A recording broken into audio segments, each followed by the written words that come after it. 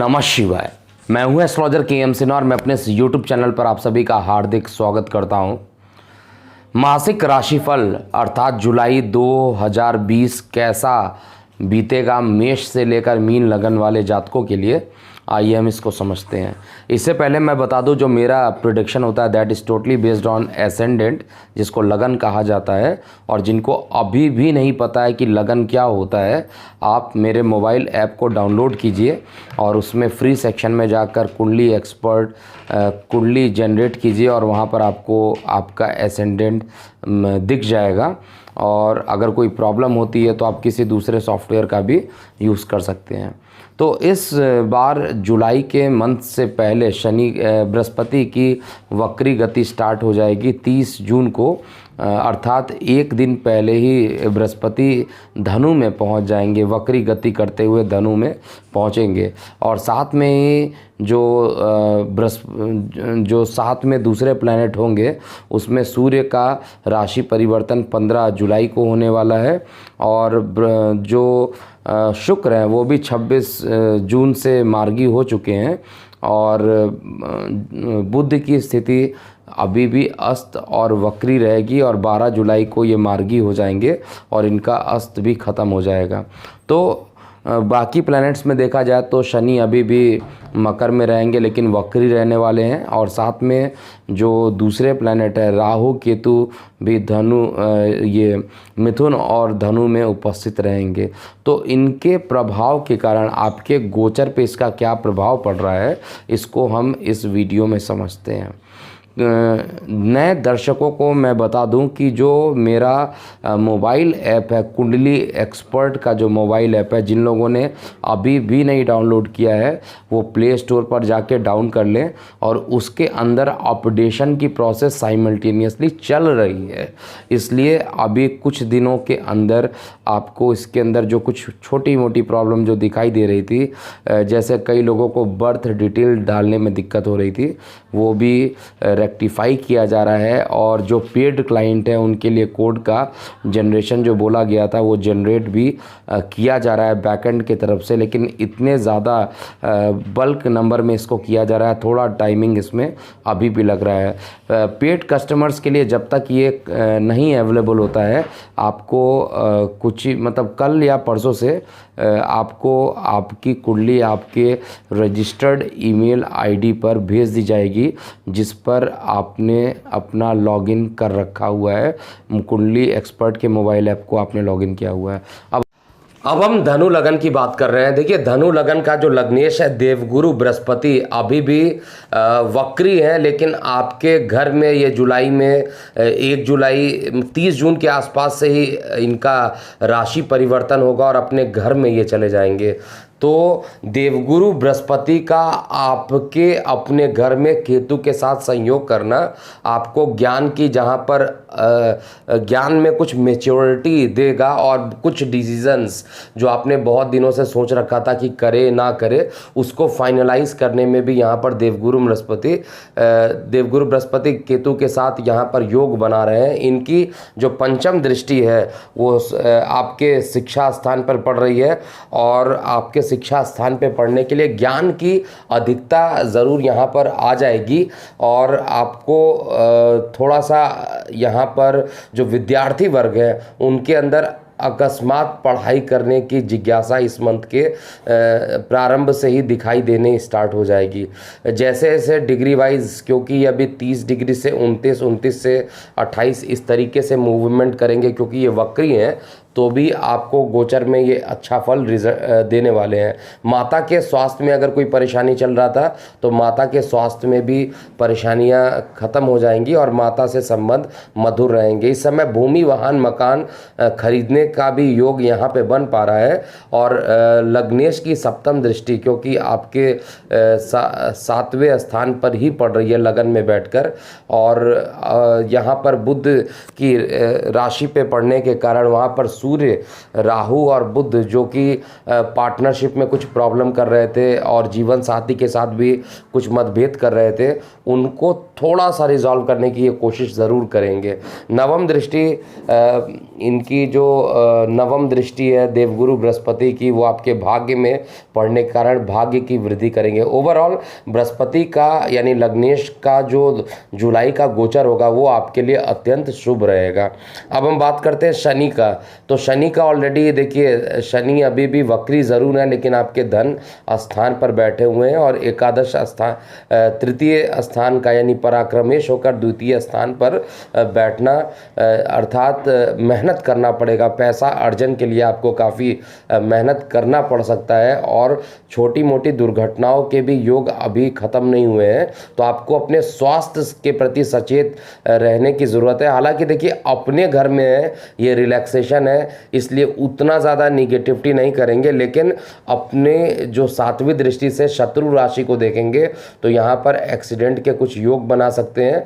कई लोगों को मृत्यु तुल्य कष्ट से होकर गुजरना पड़ सकता है, इसलिए धनु लगन वाले जातकों के लिए ये टाइम पूरा जुलाई का बहुत अच्छा मैं नहीं मानूंगा। लेकिन और यहाँ पर मृत्यु तुल्य कष्ट का ये मतलब नहीं है कि आयु खत्म हो जाना। मृत्यु तुल्य कष्ट का मतलब है शारीरिक या आर्थिक कुछ परेशानियाँ जो है शनि यहाँ पर आपको दे सकता है, तो आपको बहुत सचेत रहना चाहिए। और उपाय भी मैं बता दे रहा हूँ।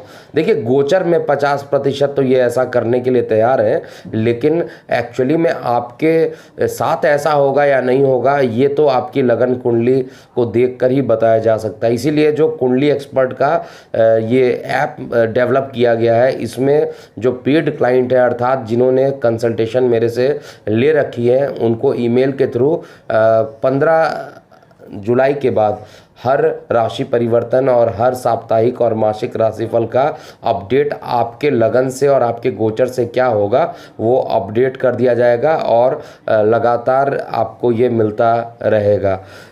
जिन लोगों ने डाउनलोड नहीं किया वो अभी भी प्ले स्टोर पे जाकर कुंडली एक्सपर्ट टाइप करें और वहाँ पर जो ऐप आपको दिखाई देगा कुंडली एक्सपर्ट के नाम से, आप उसको डाउनलोड कर लीजिए। कोई दिक्कत हो तो आप हमारे व्हाट्सएप नंबर 9818318303 पर व्हाट्सएप कीजिए, जिससे कि आपको इसका लिंक भेज दिया जाए। तो शनि का द्वितीय स्थान पर होना धन के लिए थोड़ा सा मेहनत करने के लिए अभी आपको परेशानी का सामना करना पड़ सकता है, लेकिन जो इसकी शत्रु राशि पर जो दृष्टि पड़ रही है, अष्टम पे जो दृष्टि पड़ रही है, वो आपके लिए अच्छी नहीं है। ओवरऑल बाकी तो धन से रिलेटेड शनिदेव धीरे धीरे ही सही, लेकिन काम शनिदेव यहाँ पर कर देंगे, अपने घर में है, इसका फ़ायदा आपको उठाने को मिलेगा। और वाणी भी जो रहेगी थोड़ी मेच्योरिटी आ जाएगी, वाणी बोलने में भी थोड़ी सी मेच्योरिटी रहेगी। तो जुलाई का माह जो रहेगा वो कुछ मामलों में कुछ छोटे मोटे दुर्घटनाओं के योग अभी भी बने हैं, तो आप जब भी घर से निकलिए आपको इस पूरे महीने आप अपने लग्नेश का बीज मंत्र यानी गुरु का बीज मंत्र करते हुए चलिए, जिससे कि निगेटिविटी ना हो। अब हम आपके अगले प्लैनेट की बात करते हैं यानी मंगल की उपस्थिति। देखिए मंगल वैसे भी धनु लगन की कुंडली में अति योग कारक माना जाता है। एक तो पंचमेश है और एक द्वादशेश है। तो पंचमेश होने के कारण तो अच्छा रिजल्ट देगा, लेकिन द्वादश स्थान का मालिक होने के कारण थोड़ा सा ये एक निगेटिव प्रभाव भी दे सकता है। और ये चतुर्थ स्थान पर बैठा हुआ है और चतुर्थ स्थान पे मंगल का उपस्थित होना एक तो पार्टनरशिप में कुछ नुकसान का उठाना हो सकता है और पति पत्नी के बीच में कुछ संबंध भी यहाँ पर प्रॉब्लम हो सकते हैं। और साथ में मंगल की जो सातवीं दृष्टि है आपके कर्म स्थान पर पड़ेगी, क्योंकि योग कारक प्लैनेट है, तो आपको जॉब से रिलेटेड कुछ खुशखबरी यहाँ पर मिल सकती है। मैं बार बार बोल रहा हूँ कि आप पर होगा या नहीं होगा वो अलग बात है, लेकिन गोचर में 50% तो सभी धनु लगन वाले जातकों पर इसका असर रहेगा ही, इसको आप नोट कर लीजिए। मंगल की 8वीं दृष्टि आपकी एकादश स्थान पर पड़ेगी, तो आय के स्रोत में ये वृद्धि करेगा। और आय के स्रोत में वृद्धि होना, बड़े भाई बहनों का सहयोग मिलना और बुजुर्गों का सहयोग मिलना, ऐसी चीज़ें मैं यहाँ पर देख पा रहा हूँ। तो मंगल का, क्योंकि देखिए खर्चे का मालिक है और माता के स्थान पर बैठा हुआ है, तो अस्पताल से रिलेटेड माता के स्वास्थ्य में मंगल गोचर में इस महीने आपको नुकसान पहुँचा सकता है, आपके माता के लिए नुकसान पहुँचा सकता है। है, या अकस्मात अगर कोई विदेश से अगर कोई चीज़ें डील होने वाली थी तो उनके डील का अचानक से रुक जाना, ये मंगल गोचर में यहाँ पर करने वाला है। अगले प्लैनेट की बात किया जाए, ग्रह की बात किया जाए, तो वो शुक्र है। शुक्र अभी भी आपके लगन से 6वें घर में जाकर बैठा हुआ है, और 6वें घर में, 6वां घर रोग ऋण शत्रु है, और वहाँ पर अच्छे प्लैनेट का रहना अच्छा नहीं माना जाता है। किसी प्रकार का कोई विपरीत राजयोग की कंडीशन नहीं बन रही है, इसलिए यहाँ पर शुक्र का होना किसी ना किसी तरीके से स्त्रियों से, अगर आप पुरुष हैं तो स्त्रियों से, अगर स्त्री हैं तो पुरुषों से कोई मान पद प्रतिष्ठा के कम होने की संभावना यहाँ दिख रही है। आप पर झूठे इल्ज़ाम लगाए जा सकते हैं और गुप्त शत्रु के रूप में वो उभर के सामने आएंगे। तो आपको बहुत यहाँ पर ध्यान देकर चलने की ज़रूरत है। और वैसे भी इस लगन कुंडली में जो शुक्र होता है वो अति मारक का काम करता है, और अभी भी 6वें घर में बैठा है, तो यहाँ पर रोग भी बढ़ेंगे, शत्रु भी बढ़ेंगे, और दुर्घटनाओं का योग यहाँ पर भी, अस्पतालों के खर्च शुक्र यहाँ पर लेकर आ रहा है। तो ओवरऑल शुक्र की उपस्थिति बिल्कुल भी अच्छी नहीं मानी जाएगी यहाँ पे। 7वें स्थान पे सूर्य की अब बात कर लेते हैं। सूर्य अभी भी गोचर में 15 जुलाई से पहले पहले आपके 7वें स्थान पे पहुँच गया है, और 7वें स्थान पे मिथुन राशि में बुध और राहु के साथ इसकी उपस्थिति है, और 15 जुलाई तक ये रहेंगे। इसके बाद इसका राशि परिवर्तन होकर ये अष्टम में चले जाएंगे। तो 15 से पहले क्या रिजल्ट देंगे और 15 के बाद क्या रिजल्ट देंगे।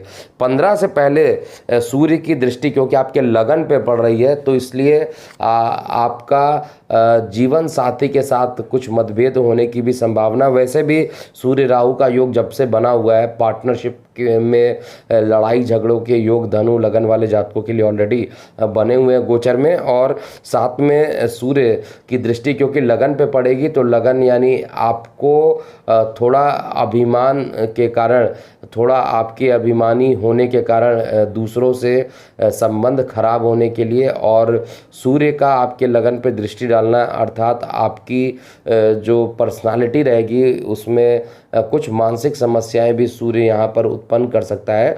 आप छोटी छोटी बातों पर को लेकर वाद विवाद होने की संभावना है। तो सूर्य का भी गोचर अभी आपके लिए अच्छा नहीं है।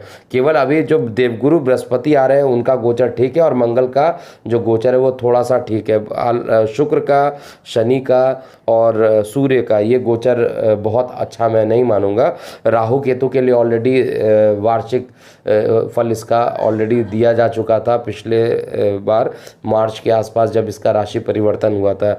इसके अलावा जो ये पूरा महीना बीतने वाला है, इसमें क्या करें और क्या चीज़ ना करें जिससे कि आपको आपका ये पूरा मंथ अच्छा बीते, तो क्या करना चाहिए। देखिए, सबसे पहले तो गुरु का जो बीज मंत्र है ओम ग्रांग ग्रिंग ग्रोंग सा गुरुवे नमः, इसका आपको जाप करके हुए चलना चाहिए, पहली चीज़। दूसरा, जो शुक्रवार है उसमें आपको कुछ मीठा दान, लक्ष्मी नारायण के मंदिर में जाइए, वहाँ पर कुछ दान आपको करना चाहिए। गरीबों को ज़रूर वहाँ पर कुछ मीठा दान कर दीजिए। ऐसा करने से शुक्र का जो ऋणात्मक प्रभाव है वो ख़त्म होता जाएगा। और इसके अलावा जो सबसे इम्पॉर्टेंट चीज़ है जो आपको ध्यान में हमेशा रखना चाहिए, वो सूर्य को जल नित्य दीजिए। सूर्य को जल ज़रूर देना चाहिए। क्या ना करें, देखिए इस समय किसी भी तरीके से आपको लाल रंग के कपड़ों से अवॉइड रहना चाहिए। लाल रंग के कपड़े इस पूरे महीने आपको यूज़ नहीं करना चाहिए। अगर आप लाल रंग के कपड़े यूज़ करते हैं तो फिर आपकी परेशानियां और भी बढ़ जाएगी। विशेष रूप से जो बिज़नेस से लोग जुड़े हुए हैं उनके लिए ये निगेटिव रहेगा। आप जितना भी गोल्ड पहन सकते हैं, जितना भी येलो कलर पहनेंगे वो आपके लिए योग कारक होगा। आपके लिए जो बढ़िया तिथियाँ आ रही हैं इस महीने की, जो अच्छी डेट्स आ रही हैं, वो एक तो 9 जुलाई का जो टाइम है, 3 जुलाई, 9 जुलाई, 17 जुलाई, 21 जुलाई और 28 जुलाई, ये डेट आपके लिए अच्छे हैं, सामान्य रूप से गोचर में अच्छे रहेंगे। और कौन कौन से डेट खराब हैं, 3 जुलाई, 5 जुलाई और 11 जुलाई और साथ में लास्ट के जो 2 दिन हैं 29 और 30 जुलाई, ये सामान्य रूप से अच्छे रिजल्ट आपको नहीं देने वाले हैं। तो धनु लगन में जो ये चेंजिंग आ रही है, अगर संक्षेप में कहा जाए तो देवगुरु बृहस्पति आपको एक अच्छा रिजल्ट देने वाले हैं, जिसमें कहीं पे भी कोई डाउट नहीं है और आपको उपाय बताया जा चुका है। ओवरऑल फाइनेंस के मामले में जो है आपको उतनी ज़्यादा परेशानियों का सामना नहीं करना पड़ेगा, क्योंकि अभी भी आपके धन स्थान पे स्वगृही शनि बैठे, लेकिन धन तो ला देंगे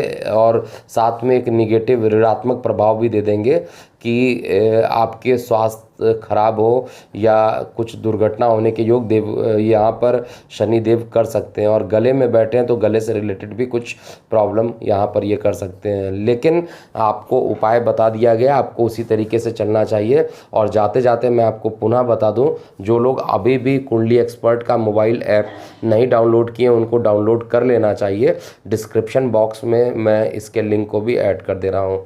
अभी के लिए इतना ही। मैं हूँ एस्ट्रोलॉजर के एम सिन्हा। ओम नमः शिवाय।